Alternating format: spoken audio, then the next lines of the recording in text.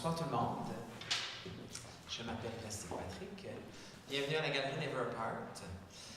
Ce soir, on vient de voir They Came From Venus et le personnage principal de They Came From Venus, c'est le directeur exécutif de Never Apart, c'est Michael Venus.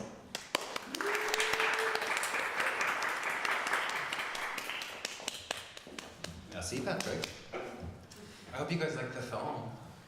Shows you a little history. Some of you know, some of you were in it. Fred's 3 times. Est-ce que tout le monde comprend l'anglais?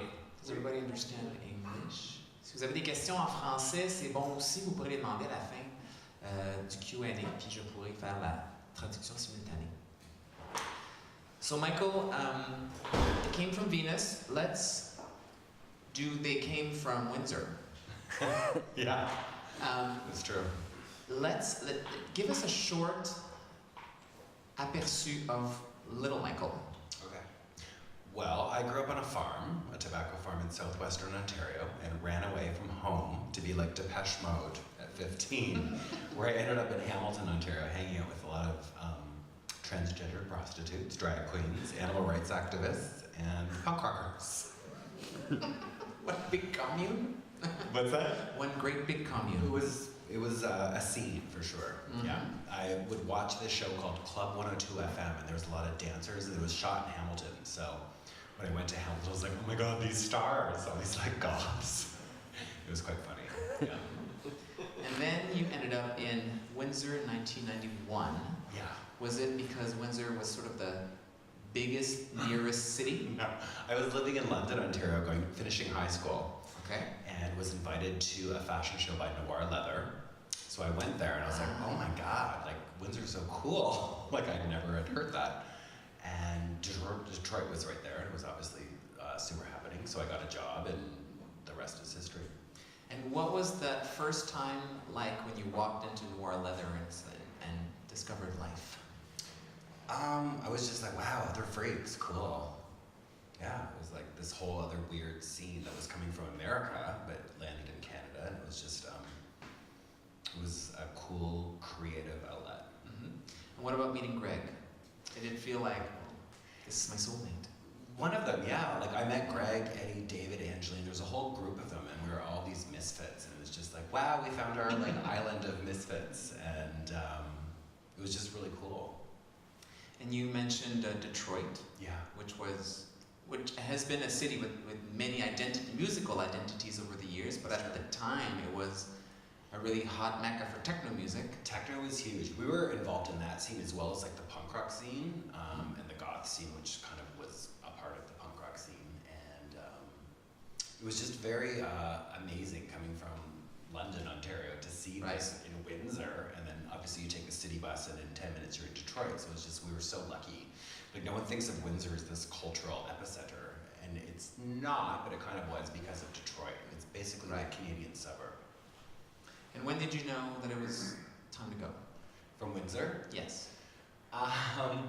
There was many times.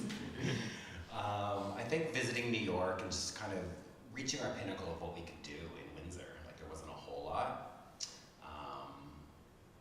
And it was just like, we have to go. And it was like we said in the film, it was like, we literally like would flip the channel. Okay, where are we gonna go? And we flip the channel, we were little. And go west, and then Vancouver, like we're going, let's go. Like we didn't know where else to go. It was like Toronto, or somewhere we had never been, or really, it was sort of an untapped scene in Vancouver, so we thought, let's go there. Well, that's what I thought, because you know, you think about Canadian club cities, and you think Montreal, you think Toronto, and then you thought, with a marketing mind, let's do I think more of a desperate mind. We were just like, let's get out of here. Like there was nothing else we do. We were so bored. Right. And like I said in the film, I was about to move to Montreal, so it's very funny that I pressed pause, and then 20 years later, here I am. And you end up in Vancouver. It's 1995. You meet Deke. Yeah. How did you know that he would provide such a good musical soundtrack for all of your craziness?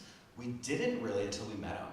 And then once we met him, it was just like, oh my god, you're like us. And then he played the party, and then it was just so much fun, and the music he was playing is what we wanted to, that was the component we how did Venus become House of Venus? Well, it was basically Richard who said, you guys are the House of Venus. We were all into like Paris is Burning and the houses of New York and that whole scene, and it just sort of made sense because we were a fashion house, we were an art house, we were a drag house, all these things. I just said art, not out. And so he sort of branded as that with our party Devil's Disco, and it just sort of went from there, and then we were the House of Venus. And you were, every house is a mother. I became Were you mother? I was. Venus? I am, yeah. Yes. Okay. Deke Du's favorite performance of the House of Venus was the puppets, as we saw. Yeah. What was yours? Probably at Wigstock with Fritz and myself and Luca. We did that crazy song. It was a Jane Fonda workout song. 2, 3, 4, 5, 6, 7, 8, and back. It was like her aerobics, but to Gin tonic. Yeah, that's totally it. So that was Hello performing at Wigstock. That was kind of major. So that was one of them. We did other performances in other cities, like Love Break is a theme song of mine by Salsoul Orchestra, and we did that in San Francisco and other cities. That was always a gem as well. And you seem to have a really nice grasp on what drag is as a historian, Right. because of one of your films, No Queen. Yeah. You were clearly more sort of a new school queen, but how did you navigate between the two? Well, like for us, drag was kind of a scary territory because we got it kind of, but it wasn't our scene because it was more like the Liza Minnellis, the impersonators, the female impersonators, and we were not interested in that at all. But when we go to New York, like you, we would see the club kids and we'd see the fierce queens, and that resonated with us. So we're like, let's be like that. It's kind of like the punk of drag. Right. Yeah. I want to do a Michael versus Cotton Great. series of questions. Okay. Everyone in the movie that is interviewed sees Michael and Cotton as two different people. Cookie. Do you? I mean, yes, and obviously no. It's the same person, but yeah, when I'm Cotton, I'm a different person. It's definitely another part of myself, which I feel all of us have a female and male energy within us, and that's definitely an exploration on the female side of myself. So Cotton's a woman. Yeah. Okay. She's a transgendered woman. Do you consider Cotton a character? I think there's many ways of looking at my persona in drag. Yes, but it's also the female extension of myself. Did you plan Cotton? No. So you just kind of made Cotton up as you went along? We basically, like I had done it a couple times in Detroit, like gender blending, and then we moved to Vancouver, we were like, okay, we're this thing. Like it was more like dream it and you can be it, and that's sort of where that came to be. So I was like, well, I'll go by Cotton for now. I was hugely influenced by the John Waters scene, and then the Cotton just kind of stuck, so that's where I kept it as. They usually do. Yeah. When you write songs too. Those stupid first lyrics that you just... They work. You know, invent your melodies with, they're usually the ones you stick with. Yeah. What can Cotton do that Michael won't? Seduce really hot straight guys. I knew you were going to say that. Well, that's what I thought of right away. I know that's probably not the best answer, but Cotton has a different kind of power because she's like this beauty thing, and she has a different kind of power. That feminine power is very strong. Why is Cotton a blonde? She looks better blonde, I don't know. She did black hair and it was not a cute look. Where like the blonde was like, oh yeah. Now it's more strawberry blonde. I think it's a little safer for my aging. Okay, and here come a few rapid fire questions. A what? Rapid fire? Rapid fire, yeah. Okay. Short answers, don't think too much. Okay. Favorite song? I'm not thinking too much. Spellbound by Susie and the Banshees. Favorite meal? Something vegetarian. Favorite color? I like all colors of the rainbow. Oh, you're so Sorry. gay. I like black actually because it sort of reflects color. You can go anywhere you want tonight. Where do you go? Oh my god. To hear you DJ, but that's not until next week. Next week. I would probably say Berlin to see Deke. Mm-hmm. Yeah. Or Thailand. I was there a year ago and it was so fun. Cambodia and Thailand. Top of your bucket list. Oh my God. There's a lot. I don't know. Maybe direct it more to One thing. Oh God. Oh my God. I don't know. You can't say jump out of a plane. No, I don't want to do that anyway. Okay. Not bungee jump. Top of my bucket list. Oh my God. To meet Susie Sue. That's a good one. Sure. If you could relive any year of your life, which one would it be? Well, it wouldn't be 15. If I could, what was a fun year? 23 was a good year. The year you moved to Vancouver, right? 2 years after that, when I was hanging out in San Francisco a lot. Sexiest person ever? Just in general? Yeah. Grace Jones. Good answer. Most important political cause? Human rights. Very nice. I would now like to talk about one of your projects that was brushed over quickly into the movie The Icons and Demigods series. Yeah. Oh, there's a book.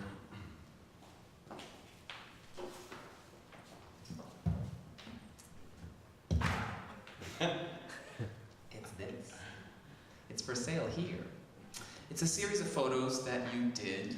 I did post 99, so it was sort of the new millennia.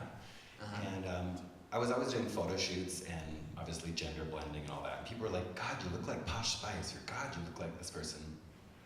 And I just thought, you know, like, I want to create a body of work that is reflective of me and that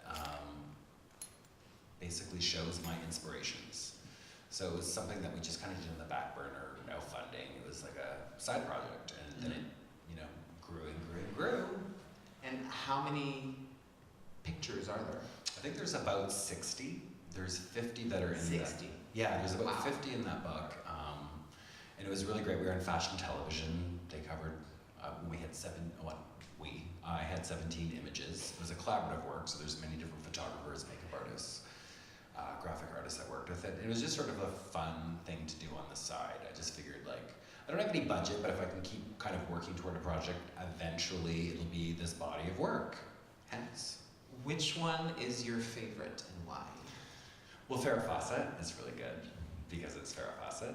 Iconic pictures. It's iconic. The Lucille Ball one is really great because I actually got to wear a Lucille Ball gown that was hers, which was amazing. Really? Yeah, it was so crazy. Wow. I know. How did you get a Lucille Ball gown? I was modeling in this show for Richard Lucas, who is a talent agent in Vancouver, with Monica Schneer, Malcolm Jamal Warner, and the one from 90210, Perry? Luke Perry, yeah. So we were all in the show. The one that stopped acting. Oh, did he? Or He's not Jason Priestley. Not Jason the other Priestley. one. Yeah. So that's why I got to wear the gown, because he was a huge Lucy fan, and it was later auctioned in some sort of benefit show. But I got to be Lucy, and it was very surreal wearing her dress and looking like just like her. So that to me is sort of a prize moment. No kidding. Yeah. Was there one that you wanted to do but decided not to for whatever reason? Cyndi Lauper, because I couldn't get the styling right. Kylie Minogue, because I gained weight. I mean, there's tons that I still want to do as far as my bucket list, I guess. I want to do more. It's an ongoing project. I haven't done it in about 8 years. But yeah, it's still ongoing. We'll do it. We'll do more. Let's talk about Wiggle. Okay. We're excited. We're bringing that here to Never Apart. You are? We are. Okay. You're going to be in it. So it's friends. We're going to do it as a garden party here at Never Apart in the spring, in May. So it's based on Wigstock, loosely based on Wigstock. Which is, I loved that Wigstock was this annual event, and I felt like Canada doesn't have this sort of annual event. And I didn't want to take it literally, like do it exactly the same, but we did it in Windsor, Ontario for the first 2 years, and then Detroit. And it's basically a way that people could just create these visions of insanity that could be worn on the head, as well as like avant-garde performances. We just wanted to, Canada doesn't have cool stuff like that, or didn't. Right. So it was really important for us to do that. And then, as you know from the film, we hit 20.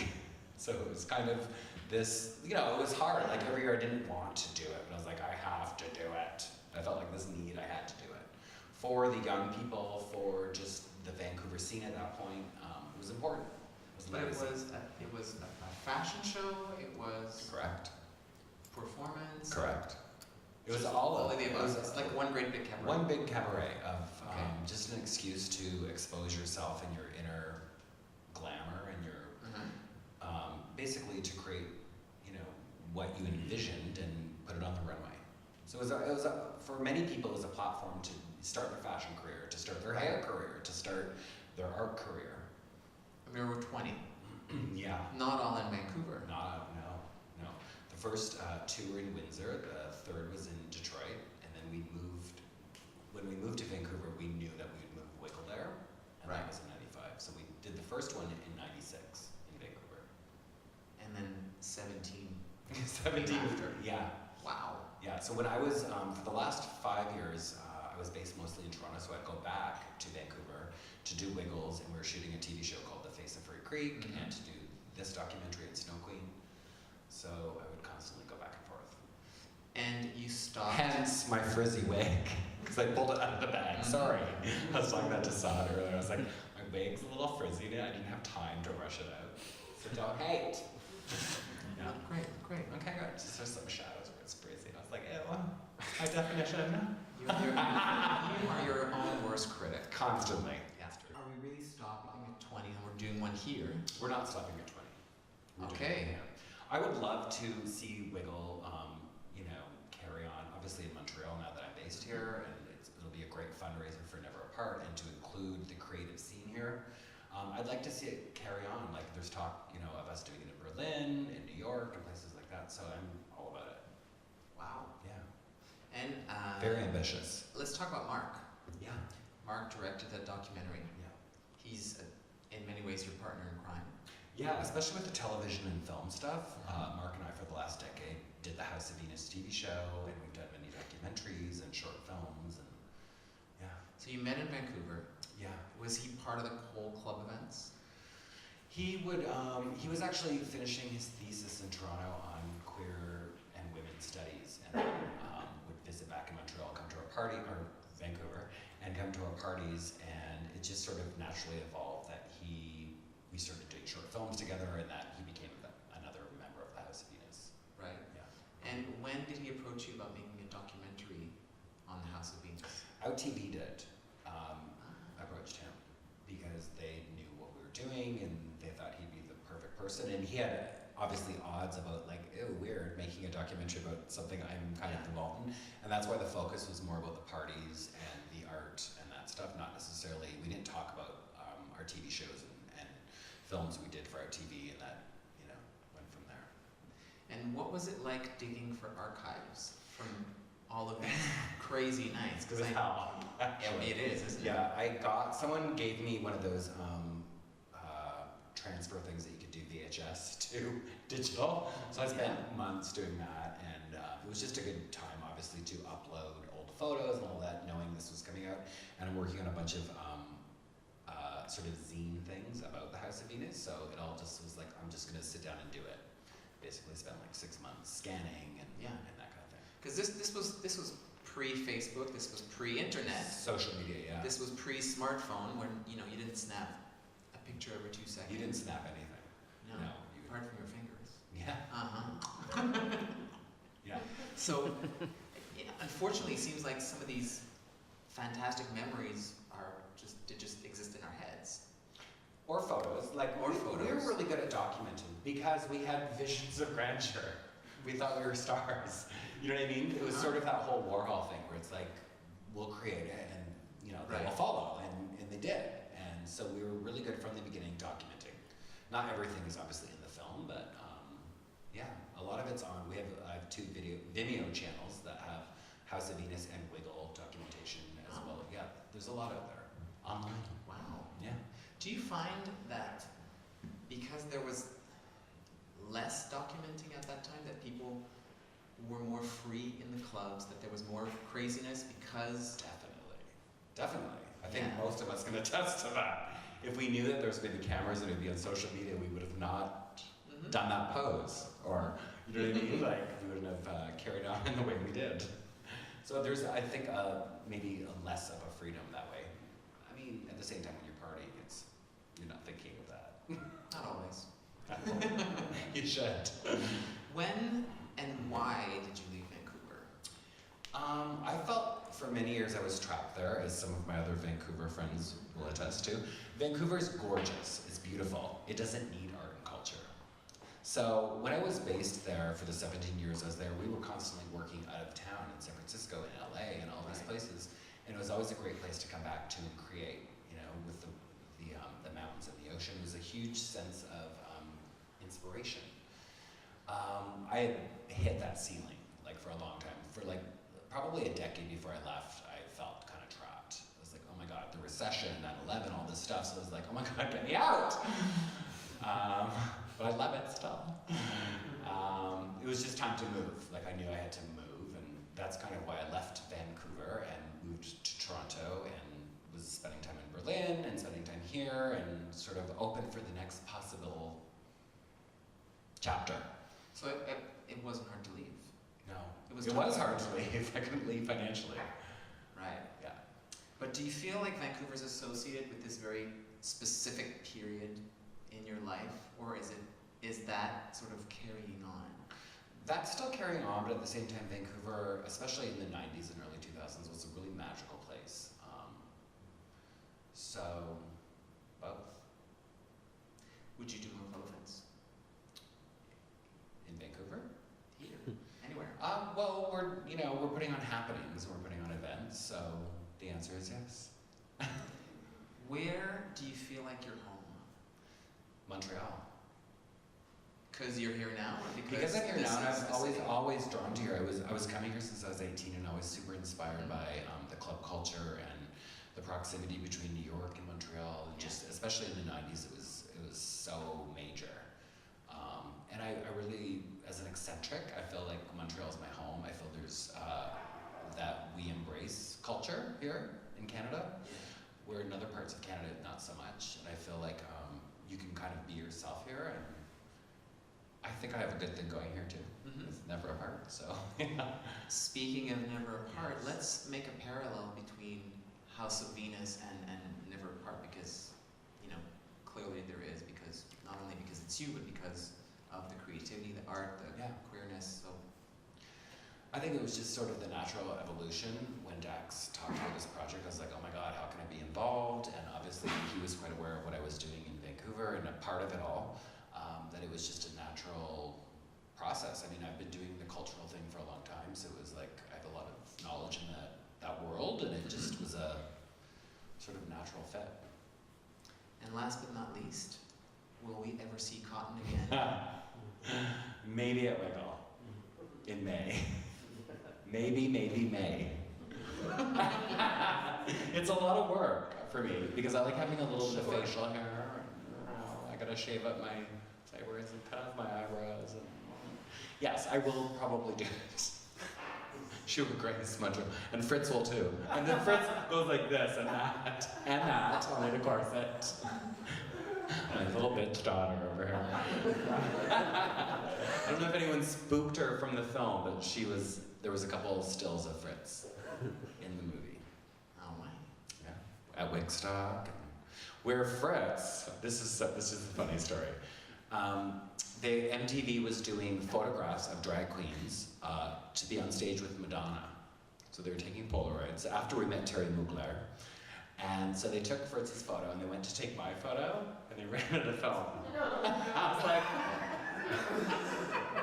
so Fritz is on stage with Madonna, not me. Kind of like the dream that never was. The dream that never was. Damn. Yeah. Was it meant to be? No, it wasn't. Clearly. I had to go back to Vancouver.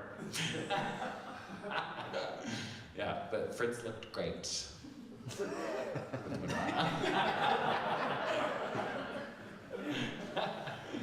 Does anybody have a question for Michael? Sad.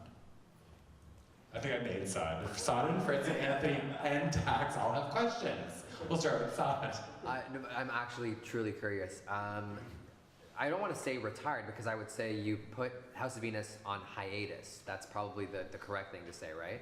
Because is the resurgence of House of Venus going to come at Wiggle? Is there anything happening before that? Were you planning to, was that always like where you wanted to? Well, I think with the film, The House of Venus lives on forever. I think with past documentation, The House of Venus lasts forever. I think with Wiggle, clearly it's House of Venus and a never apart thing.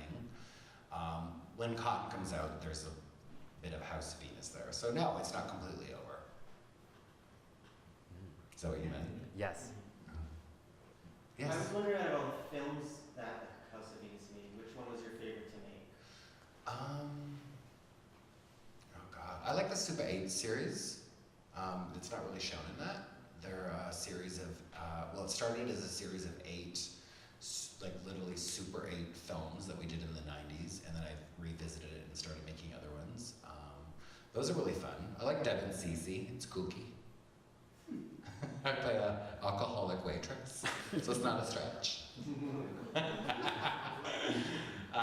Yeah, I don't know. I like the Super 8s. They're experimental. They're kind of post-Warhol. I like those a lot. Warhol was a big influence on you. Huge, yeah. Elaborate. I mean, he just eclipsed the art world, and what he was doing with underground films and the whole gay scene in New York and the trans scene, the drag scene, it just appealed to me. At 15, I bought Flesh on VHS. I was like, oh my God, at home. I just felt so like into it. And I felt like there was a nice parallel between the whole sort of gang or family aspect of it between the House of Venus and the Warhol superstars. yeah, and the Dreamlanders of John Waters.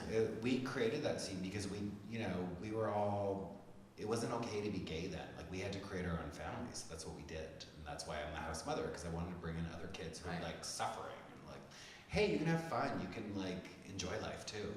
So that's kind of where that stemmed from. And also the factory as not a house because it's the House of Venus, but like as a roof over the gang's head. Yeah. And you seem to have that when you move to Vancouver. That whole room with the thing stuck to the wall and that thing with thing. Pick things cut out of a cardboard and they were colorful and Yeah. like you had to get a blaster that you'd cut out and you put on the wall. Yeah, we just kind of created what we wanted our life to be. And we had other friends that would visit from Windsor at that time, and we met new friends in Vancouver, and we just wanted to take over the world, basically. It's a good ambition. Yeah, why not? Aim high, honey. Okay. Est-ce qu'il y a d'autres questions? Dax, Anthony. Dax was involved in a lot. He would come to a lot of our events as well. Ian would model for us as Luke Skywalker once at Devil's Disco. He's about to get a revival. I know, right? He might be the evil Sith Lord as far as speculation goes. Well, I think he's the evil Sith Lord. If you look back, sorry, doing Star Wars for a second, there's like many things within Empire Strikes Back saying, if you don't finish your training, you will turn to the dark side. He didn't finish his training. Just saying. All right, I have a question. Yes. So I remember at Planet Fag on Saturdays. Which wasn't in the documentary. I know. That was my favorite. It was so good. You were there every week. I was there every week. Yeah. You guys started to do, I remember Luca did a lot of Disney numbers. You guys started to get into like numbers that you would never expect. At a club. At a club, yeah. Yeah. So talk about how that happened and what were the kinds of things that you guys decided that were going to be in your drag performances? We just wanted kooky performance. We didn't want at that point, maybe it was Sugar Believe. I don't even think it was at that point yet, but we just wanted to do different stuff. So Luca was a Disney fanatic, so I was like, go girl, work, do it, I don't care. So it was more like, we wanted to do a weird performance at midnight, and that's kind of what we did. And Luca did Disney. I don't know why. But a lot of that's on the video page as well. It's weird that we skipped Planet Fag in the doc, because Planet Fag was a monumentous moment in our history and Vancouver club history. People did not like the name. I don't know why. But we were reclaiming it, and we thought it was really fun, and it was Planet Fag, so get over it. It was really fun, and it's sad that that's not in there, I don't know why. But a lot of the footage from Planet Fags and Devil's Disco, and Richard, I guess, was stoned, I don't know. He didn't talk about it, so it wasn't used. Yeah. How many club nights were there? There was a lot. I mean, some of the ongoing ones. Well, we did many for years, so like the main ones were mentioned, other than Planet Fag, which I I really think that was kind of the pinnacle, and so it's kind of bummed that wasn't really mentioned. That as was, the Super 8 films were. There was a lot of stuff in a 47-minute doc. Yeah. You can't put it all in. So we did club nights all the time. We would do special events. We kind of infiltrated like all the different scenes in Vancouver at the time. So we were doing like hip hop nights.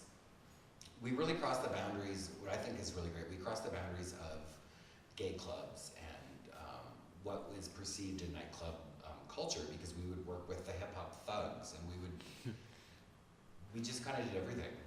If it was a good party, House of Venus or Cotton was there, Yeah, basically. where exactly did you go with hip hop? I went everywhere. I'm not opening up a black book. I'll be murdered. Burrell. It looks like a girl. It's a pussy with a handle, whatever. Alexis Arquette taught me that. She should know. She faced it. I've been with her in San Francisco on Polk Street. It's crazy. Mhm. Yeah. Luke Skywalker had a question. Yeah, so I remember back in the 90s, late 90s, we'd go out and the weekends were mushrooms and acid and ecstasy, and we'd go to House of Venus, and it'd just be like, wow, Wiley, the colors and the makeup and the hair, just be stunning like deer in headlights. Right. And it was so much fun. And then I was wondering, because you said things sort of changed in Vancouver, and was that had a lot to do with the change in drugs that happened on the scene? Yeah, I mean, there was sadly a lot of crystal meth in Vancouver at that time, and a lot of our friends became addicted to that. So that was a huge, not fun element. There was that dark side to all of the fun and glamour. There was drug abuse. So that was a reality for sure. I think Vancouver's not the only city where club drugs took Yeah, that's a nasty reality, turn. and overindulgence, right? Like Yeah. that's something that sadly happens. Luckily, most people have gotten well from that, and Most of us. yeah, that's good. Are we getting trading cards? I think we should. I think we should do never. Was that in the film? Is there trading cards? Yeah, I think we should do never apart trading cards. We've been talking about it. It's a really cute tool to promote what's going on in a scene, as well as give identity and build culture. As simple as it is, like a Star Wars trading card's really cool. Wouldn't you want a Plastik Patrik trading card? You mean you made trading cards about yourself and then you hand them out to people? Exactly. Okay. It's self-promotion. Honey, no one else is going to toot your horn. You got to do it for yourself. You really do. Look at that. Yeah. Well, I mean, as a promoter, it's do it yourself, right? Especially in Canada, like, it's different in the States. Like, they have more money behind them and things like that. Like, it's really important when you're creating a party or art or whatever form of expression it is, that you have to be behind it, and you have to believe it, and you have to push it, because no one else is going to do it. No one. You Well, have to. You have to generate the buzz You have from to. yourself, yeah. And that's why you fake it till you make it. For real. Like, if you can dream it, you can make it happen. I like that, and it's good enough for rock and roll. Yeah. Est-ce qu'il y a d'autres questions? More questions? Oh, One last one. no. Okay. It's following the question of Mr. Luke here. Mr. Luke. I love that Ian is now Luke His Skywalker. pen. It's a very general question, but having worked myself in clubs for years before, and you yourself, you see, I notice there's always a 5-year cycle in a trend in the clubs in some cities, and do you have what would be your explanation of that? Well, Yes. I think, something's hot for a minute, and then it changes. I think what's really great about nightclubs though, and what we really utilized it for was, it was our art gallery, it was our playground. It was like, we don't have to abide by the rules of, you know, how people perceive art should be. It's like, let's just do it ourselves, and that was a venue for it. So as far as the time life and club culture, I mean, people change, seasons change. Not to quote, what was that 90s band? Seasons change, people change. Yeah. Wilson Phillips? What was it? Expose. You exposed us. Expose. Yeah. So I don't know if that answers your question, but I think that, you know. That it's a very general question. There's always also, I know there's drug trends, there's changes, there's so many things going on why a trend dies, Right. love dies, or a big phenomenon actually fades out. Yeah. In some cities, and it happened here in Montreal too. Well, I remember like coming here and parking was the it look. That was so much fun. And then that eventually faded. Yeah. I love neon parties were the thing for a moment. Yeah. I mean, you know, it's just evolution. Like, things can't last forever. I feel like What do you 5 years is often the amount of time where you're clubbing really intensely in your life. Right. And you know, before you're sort of driving up from the suburbs, and after that you're kind of going in and out of it. But for 5 years, or 3 years, or 7 years, you're in the clubs like 4 or 5 nights a week. Right. I can't imagine that now. No. Can me you? neither. There was a time where it was like 5 times a There was week. a time, and there was no way Friday night that I was not going out because you I would be missing out. You'd be missing out on something. Yes. Where it's changed. Maybe it's the internet. Maybe it's we're older. I don't know. I think it's because you realize that you are not necessarily missing out. What do you mean? Well, you know, that you'll go back the following week and It's going to be exactly the same. exactly, you still might have a good time, Yeah. but for that period of time in your life, you just gotta be there. It is a need. Yeah, Yeah. You have to be there. Well, in Vancouver, like there was us happening, and like when I'd visit here, there was you and Frigid that I always sort of gravitated to, and I felt were doing similar work, and Will Monroe in Toronto, and I feel like you three were the other pinnacle people in Canadian club culture that were doing stuff that was innovative and cool. What was your highlight of club culture? I think Sex Garage for Diversité was one of them, definitely. Because it, you know, much like what you were describing, it was, at first it was this dingy little stage that we had at Diversité, and it was like, I think 3 4x8 stages, and then we had Letterhose and Lucille do a show at 6 o'clock, and the rest was a DJ. Right. And then the following year it was bigger, but pretty much with the same manpower. So I brought in nachos and chips for the 3 bands that were playing behind, and Ooh, we have those here. luxury. Right. And so it was always sort of a, you know, mom and pop's kind of project. And then, you know, a few years later we had a number of bands. We had Gossip, we had The Organ, we had Le Vive la Fête, we had Frigid, my band performed. We had, what was that band from San Francisco? Gravy Train. Oh, yeah. Jericola was there. We Are Wolves closed the show one year. We had Lesbians on Ecstasy. It was just a terrific event that would happen just in the summer, and it was a really nice alternative option to Pride. Right. What else? Sapphire, I think, was a big one for me. Okay, yeah, I think Also, was a 7-year run Yeah. on a Friday night.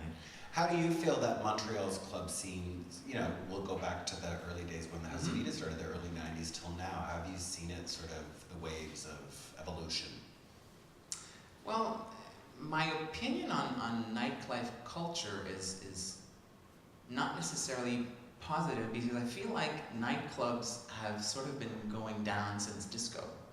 I feel like disco. Yeah, I feel like the planet went really crazy for disco, where disco was this sort of household thing that obviously I didn't get to experiment, but from what I see that it was, there was a disco in every little town in the world. I agree with you, but don't you feel that Montreal, especially in the 90s, was just like alive? Like there was this huge Yes. scene. So I mean, that was post-disco, so that was 20 years later. And Yes, but it was to me it was sort of when you go from the top, right. you kind of riding high for a little while. Yeah.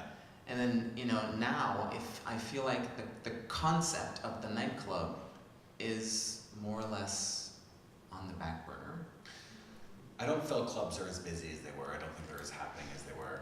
But I mean, the concept of having a venue where you have a major dance floor, no windows, no hockey games on television, and it's just an overall sensory madness with music that's too loud, too many lights, too much Oh my smoke. gosh, too loud. Yeah, just everything. I feel like that concept has sort of been pushed aside by pubs and bars Right. and That's not just here though, it's everywhere. I know. Yeah. That's why I'm saying that I feel like the trend of partying has really changed worldwide. So do you think it's social Pretty different. media? It's because you don't have to go on Grindr or Tinder to meet someone? Like what?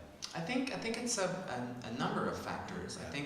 I think music also is a big one. I think It's all music. top 40 now at clubs. Well, it's all top 40, but I think music has much less value because you're not longing for this record Right. to have. It's just You can just get it's it just on online. YouTube. So it's Yeah. the internet that killed clubs. Well, partially because the internet, you don't have to go out to this club to meet somebody. Right. You don't have to go to this club to hear this music or to see these crazy people that are, Just what do you do to see the nightlifers? You go on Instagram. yeah, you go on MySpace because on MySpace, MySpace. you are allowed to have Girl. a weird name and to make up your own space. Yeah, but MySpace was a long time ago. I know that. Oh, that's when it. Okay. Oh, that's what you mean. Yeah. And then there was Facebook. Facebook. Yeah, Yeah, but at least on Facebook you could share your events. That was a good thing with Facebook. that's true. Yay. Well, thanks, guys. It's so weird being the interviewee. It's awkward. But I knew that you would be a good interview. I hope so. With the Talk. Yeah, she's a chatty Cathy. Okay, well, thanks, guys, for coming. Anthony's going to put on some background music. And there's free water and nachos and salsa. It's a youth thing. Thanks, guys.